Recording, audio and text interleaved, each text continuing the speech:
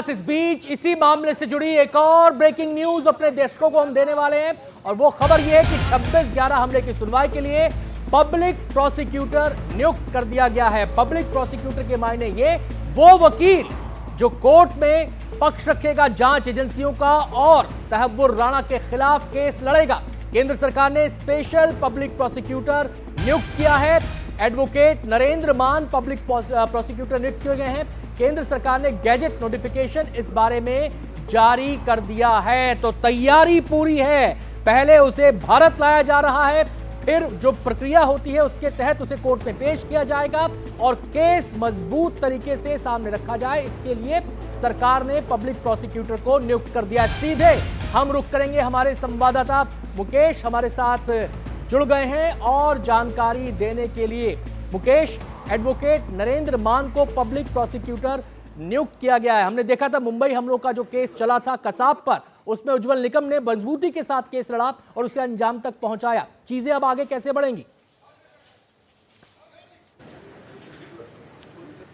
देखिए, बिल्कुल, चूंकि एनआईए ने 2009 में ही 26/11 हमले को लेकर लार्जर कॉन्स्पिरेसी यानी कि बड़ी साजिश और टेरर फंडिंग का मामला दर्ज किया था, जिसमें कई पाकिस्तानी आतंकवादियों, सेना के अफसरों के नाम थे, कुछ आईएसआई के लोग थे, जिनमें मेजर इकबाल हैं, पाकिस्तानी आतंकवादी हाफिज सईद है, इलियास कश्मीरी है, साजिद हैं, इसके अलावा कुछ और जो आतंकवादी थे, डेविड कोलमैन हेडली है, इसके साथ में तहव्वुर राणा है। ये सभी उस एफआईआर में आरोपी थे और उस एफआईआर की जो जांच चल रही थी, उसके बाद 2011 में जो एनआईए है उसने पटियाला हाउस कोर्ट में एक सप्लीमेंट्री चार्जशीट दाखिल की थी। उसमें तहव्वुर राणा का जो पूरा रोल था मुंबई हमलों को लेकर, वो सारी चीज़ें उस चार्जशीट में थी। इस चार्जशीट को हमने कल रिपोर्ट भी किया है कि आखिर चार्जशीट में क्या थी।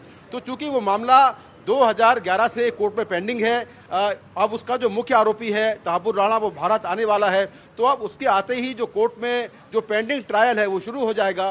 तो ट्रायल कोर्ट में सुनवाई के लिए केंद्र सरकार ने स्पेशल पब्लिक प्रोसिक्यूटर जो है वो अपॉइंट कर दिए हैं। नरेंद्र मान को स्पेशल पब्लिक प्रोसिक्यूटर जो है बनाया गया है, जो कि इस केस को देखेंगे और कोर्ट में मजबूती से एनआईए का पक्ष रखेंगे। एनआईए के पास अब तक जो भी एविडेंस है, चाहे वो मेल एक्सचेंज हुए हों तहव्वुर राणा और डेविड कोलमैन हेडली के बीच में या बाकी सबूत हो, उनको नरेंद्र मान मजबूती से कोर्ट में रखेंगे। जी मुकेश, आपके पास लौटेंगे। फटाफट मैं रुख करना चाहूंगा राजीव का। राजीव, ये बात तो पब्लिक डोमेन में है कि तहव्वुर राणा और डेविड हेडली के बीच लगातार बातचीत हो रही थी, संपर्क हो रहा था, सूचनाओं का आदान प्रदान हो रहा था, उसने एक ब्लूप्रिंट उसे सौंप दिया था।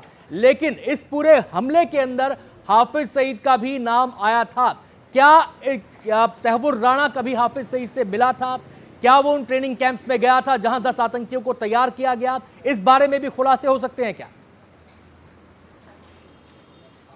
बिल्कुल सारे खुलासे हो सकते हैं। राणा ने जिस तरह से आतंकियों से उसकी बातचीत हो रही थी जब वो हिंदुस्तान आया हुआ था, तो लगातार हेडली के संपर्क में था, जो आपको लश्कर के जो हाफिज सईद है उनसे संपर्क में था। और सबसे बड़ी बात कि अगर जो हेडली जो है, डेविड कोलमैन हेडली और तहव्वुर राणा जो है, अगर सारी जानकारी मुंबई को लेकर नहीं देता तो मुंबई पर जो आतंकी जो हमला हुआ था, लश्कर और जैश के आतंकियों ने हमला किया था, वो हमला कम से कम नहीं कर पाते।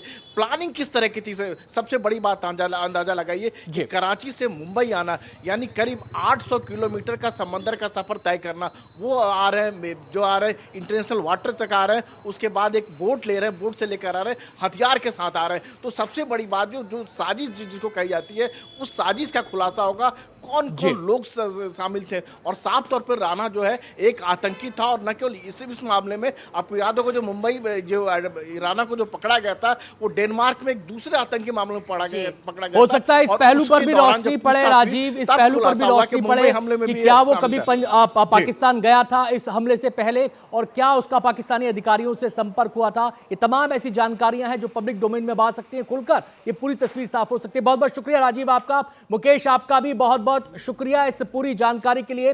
लेकिन हम लगातार कह रहे हैं कि आपका दिन आज बहुत हेक्टिक रहने वाला है। हम भी आपके संपर्क में रहेंगे, पल पल का अपडेट अपने दर्शकों तक पहुंचाते रहेंगे। फिलहाल बहुत बहुत शुक्रिया आपका।